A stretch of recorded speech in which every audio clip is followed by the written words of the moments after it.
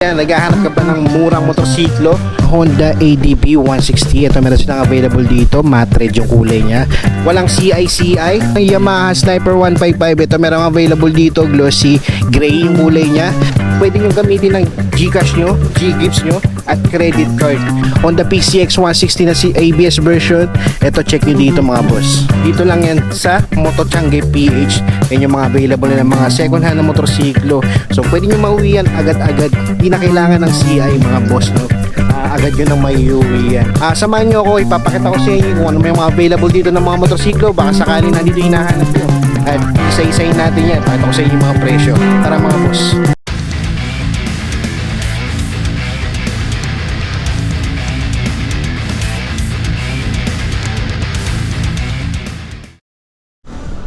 What's up mga boss? Welcome kayo sa panibago kong repo update.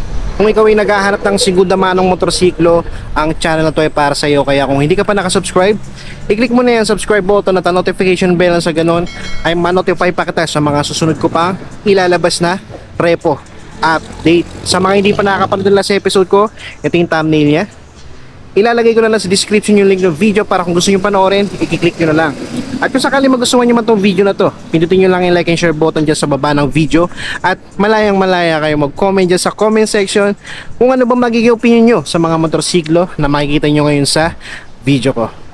Alright mga boss, sa mga magtatanong dyan ng location, ang address nila dito is RCT Building, Gob Halili Avenue, Santa Maria, Bulacan.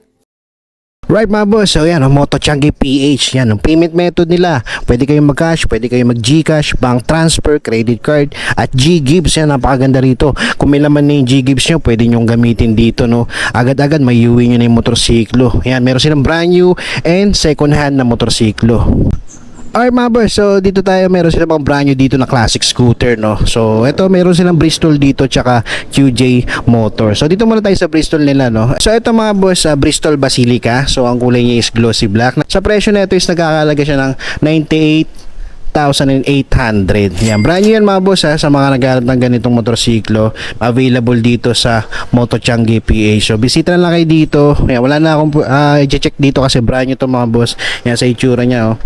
Okay pa siya mga boss. At dito naman sa Vantaggio mga boss, ang kulay niya is glossy red. So sa presyo nito is nasa 158,000. Yan, oh. May available na ibang kulay nito, no, katulad ng black, red, tsaka white. So sa mga naghahanap ng Vantaggio, Bristol 158,000, check nyo dito mga boss. Dito naman mga boss, classic scooter ulit, QJ Motor na Torino 125. Sa presyo na ito, nagkakalaga siya ng 88,000. Yan, ang available na kulay na meron sila dito, katulad nitong glossy yellow tsaka glossy black. Ang ganda na pagka-yellow nito mga boss, no. So yun, remind ko lang, dito naman sa brand new na lang mga boss, cash lang to, no. Pwede kayo mag-installment in-house dito sa may sa Motochangi PH. Alright, so yun, sa mga nagbabalak dyan ko muna brand new na classic scooter ito, check nyo dito mga boss. Dito mga boss, sa mga naghahanap dyan ng Honda Beat, ito meron silang available dito. Ito yung bagong labas ng Honda Beat na Playful, no. Ang kulay niya is glossy red. Ito nagkakalaga lang siya ng 64,000. Ang kaganda dito mga boss, makikita niyo yung odo ng mga motorsiklo nila, no. At yun, magkakaroon kayo ng idea, no. So sa odo nito is nasa 9,000 mga boss. Yan. So sa halagang 64,000, 9,000 yung mileage niya. Ito pwede na to. Sa appearance niya napakaganda pa. Alright, so sa appearance mga boss, wala kayong problema kasi napakaganda ng mga units nila dito, no. Napakakintab pa, ang kikinis pa. Halos good as nyo pa mga boss yan, no. Ganda pa, working pa lahat, pati ilaw. Yan, gulong niya makakapal pa mga boss. So ito sa mga naghahanap dyan ng Honda Beat na glossy red, ito check nyo dito mga boss. Dito naman mga boss, Honda Beat ulit pero glossy yellow yung kulay niya. Ito naman mauwi mo sa halagang 64,000 din katulad nung red, no. Alright, so sa odo na ito is nasa yan, 12,000 pa lang ang tinatakbo niya. Tapos sa appearance niya, kung mapapansin nyo, yung makikita nyo naman sa camera, napakakinis pa. Lahat working pa, pati ilaw. Yan, sa likod niya, dito okay na okay pa, kompleto pa. May grab bar pa, maganda pa yung fairing sa likod. Sa seats niya, stock pa, buong pa, no. So yan, ganda pa na ito mga boss. Sa mga naghahanap dyan ng Honda Beat na Playful, ito, glossy, yellow. Ang ganda pa ng gulong niya, makapal pa. Alright, so yan, check nyo na lang dito mga boss. Okay mga boss, nakita pa ako dito ng Honda Beat, no. Tatlo pala do, yan, no. Isang gray, yan, yellow, tsaka red. So, same price din siya. Tapos sa odo na ito, check natin. Yan, makikita natin sa auto na ito. Yan, nasa 6,000 pa lang ang tinatakbo na ito. Yan, medyo bata pa talaga mga boss, no? Kung mapapansin nyo, makikita nyo naman, no? Napakakinis pa niya, all stock pa siya. Yan, dito lang sa mirror, no? Aftermarket na, pero goods pa yan mga boss. Tapos dito naman sa ilaw niya, buong buo pa yan mga boss. So check natin, no? Yan, all working yung mga boss, yun, no? Pati sa gulong niya, napakapal pa. Alright, so yan, sa mga naghanap ng Honda Beat dyan, na playful ito, meron silang available dito, red, yellow, tsaka glossy gray. So dito naman sa mga naghahanap dyan ng Yamaha Mio Pacho, ito meron silang available dito na glossy red. Okay, sa price is nasa 84,000 yan. Sa appearance siya, kung mapapansin nyo, napakaganda pa, no? Maganda pa yung lens ng ilaw niya. Signal ganun din sa fairings, sa front fender. May mga sticker lang siya, pero ang ganda naman yung sticker niya mga boss, no? Kung sakaling hindi nyo trip, pwede nyo tanggalin kung sakali. Tapos yan, sa gulong niya, kung mapapansin nyo, makapal pa siya, no? Yan, sa mga naghahanap dyan ng Yamaha Mio Pacho, eto check nyo dito mga boss. Dito naman ba mga boss, sa mga nag-aanap dyan ng Yamaha Mio Pacho, ito meron silang available dito na matte orange saka glossy cyan. So sa price na ito, parehas lang sila ng price, no? Nagkakalaga siya ng 84,000. Yan, sa appearance naman nito, okay pa naman siya mga boss. Makikita nyo naman sa fairings na itong dalawa, napakakinis pa, all stock pa siya, pati sa seats, no? Ang ganda pa, wala pang butas. Dito naman sa Odo nito mga boss, nasa 12,000. Tapos dito, ito medyo bata-bata pa itong mga boss, nasa 2,000 pa lang ang Odo nito. So yan, sa mga naghahanap dyan ng Yamaha Mio Pacho, ito meron silang available dito, dalawa, isang glossy cyan tsaka matte orange. Para naman sa mga naghahanap dyan ng Honda Click version 3 na glossy gray, ito naman nagkakalaga siya ng 74,000. Pagdating naman sa Odo nito mga boss, check natin. Yan, sa auto niya mga boss, nasa 16,000. Pwede pa mga boss, medyo bata pa yan mga boss, no? Tapos pagdating naman sa appearance niya, kung mapapansin niyo sa fairings niya, napakaganda pa, makinis pa.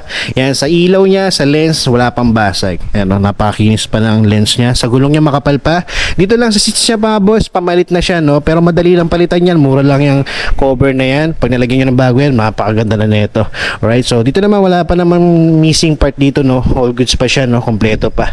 Alright, so yan, sa mga naghahanap dyan ng Honda Click version 3 na 125 glossy gray. Yan, check nyo dito mga boss. Ito mga boss, nakita ako dito ng Yamaha Sniper 155 na glossy black. Okay, so ito sa price na ito, mapapansin nyo, yan 104,000 na lang siya. Yan, pwede nyo nang kunin yan, no? Kung merong balance yung G-Gibbs nyo, pwede nyo na yan, no? Pwede nyo na kunin yan mga boss, no? Agad-agad may iuwi nyo to. Alright, so sa appearance naman na ito, mapapansin nyo, ang ganda pa ng fairings niya, maganda pa yung condition niya, no? Seats niya aftermarket na yung cover, pero goods pa siya. Yan, sa mga naghahanap dyan ng Yamaha Sniper 155, ito. So sa appearance naman niya, sa headlight niya, signal niya, ganda pa ng condition ng lens, no? Wala pang basag, gulong niya makapal pa. Tapos sa visor niya mga boss, no? Yan, naka-carbon na siya. Di ko alam kung carbon to or sticker lang siya, no? So yan, overall, para sa akin, all goods pa to. So sa mga naghahanap dyan ng Yamaha Sniper 155, check nyo lang dito mga boss.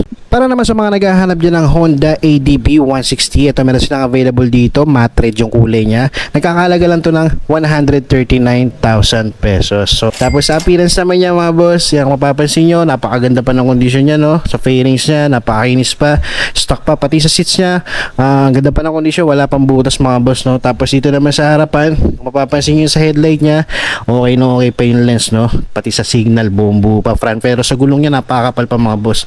Alright, so yan, sa mga naghahanap dyan ng Honda ADB 160, ito matte red, meron silang available dito. So dito naman nakita ko ng Suzuki Bergman Street, no? Ito naman nagkakalaga siya ng 49,000. Yan, kung sa appearance naman niya mga boss, nakikita niyo naman, maganda pa yung condition niya, no? Fairings niya, wala pang basag, ang ganda pa, no? Sa lens niya, sa ilaw, all goods pa, pati signal, front fender, gulong niya, pwede pa naman mga boss, no? Yan, sa auto nito mga boss, nasa 4,000 pa lang. Yan. Pagdating naman dito, kung mapapansin nyo, stock pa naman yung seats niya, kaya may konting butas.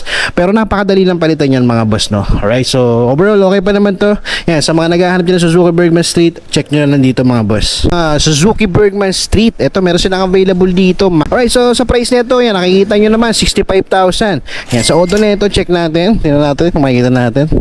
Alright, so sa auto nito mga boss is nasa 13,000. Yan, medyo bata-bata pa naman mga boss, no? 13,000 pa lang ang tinatakbo niya. All working siya. Yan ang ilaw niya, buong buo pa, no? So, yan, stock pa siya, pati sa seats niya wala pang butas. Fairings niya, all goods pa. Visor niya nandito pa. Yan, no, sa headlight niya, sa lens, napakaganda pa ng kondisyon. Sa may signal niya, goods na goods pa. Front fender, sa gulong niya makapal pa. Alright, dito naman mga boss, Suzuki Bergman Street ulit, glossy black naman. Nagkakahalaga siya ng 59,000. Pagdating naman sa Odo nito is nasa 16,000 pa lang. Medyo bata pa mga boss, pwede pa. Tapos sa appearance siya, nakikita nyo mga boss, ang ganda pa ng fairings niya, may mga sticker lang dito. Kung hindi nyo trip, pwede nyo tanggalin kung sakali. Tapos andito pa yung stock visor niya, headlight niya, buo pa yung lens, pati sa signal. Front fender, gulong niya makapal pa. Tapos sa likod, dito lang, aftermarket din cover niya, pero pamalit na siya, pero madali lang yan. Tapos sa fairings niya, grab bar niya nandiyan pa. So yan, okay pa siya mga boss, no? Sa mga naghahanap dyan at nagbabala kumuha ng Suzuki Bergman Street, meron silang dalawa dito, no? Alright, dito naman mga boss, sa mga naghahanap dyan ng scooter na classic, ito meron silang available na Kimco Like. So sa price na ito mga boss, nagkakalaga to ng 74,000. Yan, so sa kulay niya mga boss, obviously glossy white siya, no? Yan, so wala siyang basag, ang ganda pa ng kondisyon, headlight niya buo pa, pati sa signal, sa gulong niya makapal pa. Alright, sa seats niya, yan, stock pa siya, wala pang butas, no? Ang ganda pa nito mga boss. Tapos sa Odo nito is nasa 11,000 pa lang. Yan, sa mga nagbabalak dyan, kumuha ng classic scooter, naghahanap kayo nito, ito merong available dito. Ang ganda ng kulay nito mga boss, glossy white. Dito naman banda mga boss, meron silang PCX dito na 160 na CBS version na glossy white. So sa presyo na ito mga boss, nagkakalaga lang siya ng 109,000. Tapos sa Odo naman nito, check natin. Yan, no, napakabata pa mga boss, nasa 6,000 pa lang yung Odo niya, no? Mababa pa ng tinatakbo niya. Tapos sa appearance naman niya mga boss, kung mapapansin nyo, wala lang siyang visor, no? Alright, so usually naman yung iba tinatanggal yung visor, yan, pinapa-carbon yun dito. Pero yan, kung di nyo trip yung walang visor, pwede nyo naman lagyan to, no? Alright, so sa appearance naman niya sa fairings, napakaganda pa ng fairings na ito, no? Napakakinis pa. Yan, sa headlight niya, yan, kung mapapansin nyo, working pa yung ilaw niya, no? Yan, front fender, gulong niya makapal pa. Dito sa likod, kung mapapansin nyo, aftermarket na yung cover ng seats niya. Kung di nyo trip to, pwede nyo palitan, mura lang yan mga boss. Okay, so yan, overall okay pa naman to. Sa mga naghahanap dyan ng PCX na CBS version 160, ito check nyo dito mga boss. Dito naman mga boss, kung hindi nyo trip tong CBS, meron silang ABS version dito na T. Yan, glossy white din yung kulay niya. Ito naman nagkakalaga ng 121,000. Tapos sa Odo nito mga boss, napakabata pa nito. Ang Odo niya is nasa 8,000 pa lang. Yan, no? Ang baba pa na tinatakbo nito mga boss. So sa mga naghahanap dyan, ito napakaganda pa ng kondisyon, fairings niya, kinis pa. Kompleto pa siya mga boss. Yan, may visor pa siya sa headlight niya. Ang ganda nung lens. Ayan, no, mapapansin nyo, napakakinis pa. Front fender, gulong niya makapal pa. Pagdating dito sa likod, yung seats niya napakaganda pa ng kondisyon, wala pang butas. Tapos sa grab bar niya, yan, no, meron na siyang abang na pang top box. Okay, so yan, sa mga naghahanap dyan ng ano, Honda PCX 160 na si ABS version, ito check nyo dito mga boss. And last mga boss, ito sa mga naghahanap dyan ng Yamaha Sniper 155, ito merong available dito, glossy gray yung kulay niya. Nagkakalaga to ng 104,000. Tapos sa Odo nito, check natin mga boss. Ayan, yung kagandahan dito sa Motochangge, makikita mo yung Odo, no? Ayan, yan, sa Odo niya mga boss na 6,572. Batang bata pa mga boss. Tapos kung mapapansin nyo, ang ganda pa ng condition ng ano niya, oh. Fairings niya, napakakinis pa. Halos good as new pa to mga boss, oh. Ayan, no, bagong bago pa itsura niya. Headlight na ito, ayan, wala pang basag, no, pati dito sa signal niya sa daytime running light niya, no. Front fender, gulong niya makapal pa. Alright, so ito sa mga nagbabalak dyan, naghahanap ng Yamaha Sniper 155, ito glossy gray, meron silang available dito. Alright mga boss, so bisita na lang kayo dito sa Motochangge PH. Ilalagay ko lang dyan yung complete address nila sa comment section, pati yung contact number nila. Alright, so that's it for today mga boss. Maraming salamat sa umabot sa punto na to.